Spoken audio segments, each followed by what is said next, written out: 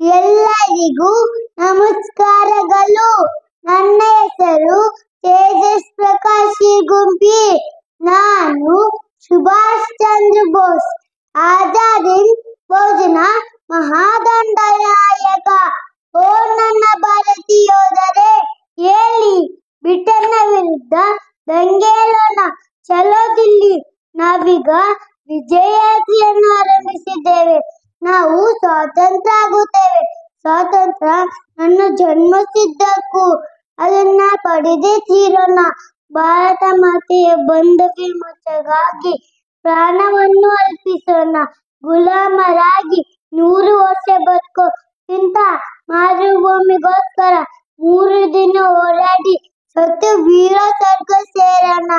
ವೀರ ಯೋಧರೇ, ನೀವೆಲ್ಲ ನಂಗೆ ರಕ್ತ ಕೊಡಿ, ನಾನು ನಿಮ್ಗೆ ಸ್ವಾತಂತ್ರ್ಯ ಕೊಡುತ್ತೇನೆ. ಬೋಲೋ ಭಾರತ್ ಮಾತಾ ಕಿ ಜೈ, ಬೋಲೋ ಭಾರತ್ ಮಾತಾ ಕಿ ಜೈ, ಬೋಲೋ ಭಾರತ್ ಮಾತಾ ಕಿ ಜೈ. ವಂದೇ ಮಾತರಂ.